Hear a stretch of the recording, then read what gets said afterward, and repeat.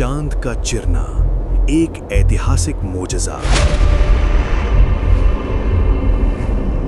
1400 साल पहले की बात है।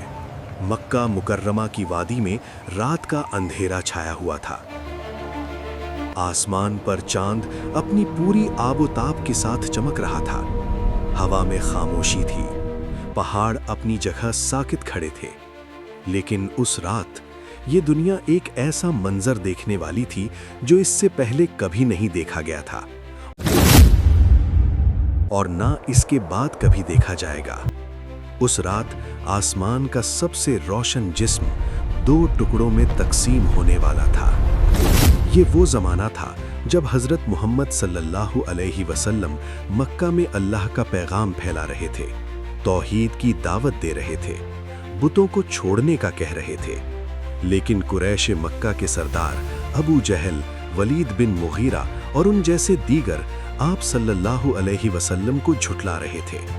उन्होंने एक दिन आप सल्लल्लाहु अलैहि वसल्लम के पास आकर कहा, अगर तुम वाकई अल्लाह के रसूल हो तो हमें कोई निशानी दिखाओ, ऐसी निशानी जो हमने कभी ना देखी हो और ना ये निशानी इसके बाद कभी देखी जाएगी। ये एक चैलेंज था, एक ऐसा मुतालबा जिसका जवाब कोई इंसान नहीं दे सकता था। सिर्फ वही दे सकता था जिसके हाथ में कायनात की बागडोर है। हज़रत मोहम्मद सल्लल्लाहु अलैहि वसल्लम ने आसमान की तरफ निगाह उठाई और फिर अल्लाह के हुक्म से वो हुआ जो नामुमकिन लगता था। चांद, वो रोशन चमकता हुआ चांद अचानक दरमियान से 2 हिस्सों में तकसीम हो गया। एक टुकड़ा कोहे अबू कुबैस की एक तरफ, दूसरा टुकड़ा पहाड़ की दूसरी जानिब। मक्के के लोग हैरान होकर आसमान को देखते रह गए। आंखें फटी की फटी रह गईं, होंठ से आवाज न निकली, पांव जमीन में गड़ गए। ये लम्हा तारीख का वो लम्हा था जब कायनात ने अपने खालिक की कुदरत का ऐलान किया। अल्लाह ताला ने इस वाक़े को कुरान मजीद में हमेशा के लिए महफूज कर दिया। सूरतुल कमर की पहली आयत में अल्लाह फरमाता है, क़यामत करीब आ गई और चांद फट गया। ये आयत सिर्फ खबर नहीं, ये ऐलान है, अल्लाह की रुबूबियत का ऐलान, कायनात पर उसके इख्तियार का ऐलान और मोहम्मद मुस्तफ़ा सल्लल्लाहु अलैहि वसल्लम की सदाकत का ऐलान। लेकिन जिन्होंने ये मोजज़ा अपनी आंखों से देखा, उन्होंने क्या किया?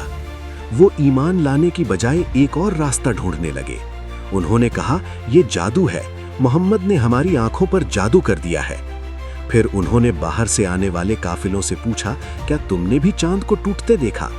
और उन काफिलों ने कहा, हाँ, हमने भी अपनी आंखों से देखा। अब इसके बाद भी इनकार ये सिर्फ घमंड था, ये सिर्फ जिद थी और ये जिद उन्हें अल्लाह के अजाब की तरफ ले जाने वाली थी। अल्लाह ने कुरान में फरमाया, और अगर वो कोई निशानी देखें तो मुंह फेर लेते हैं और कहते हैं ये तो हमेशा से चला आता हुआ जादू है। आज साइंस इस वाक़ये पर क्या कहती है?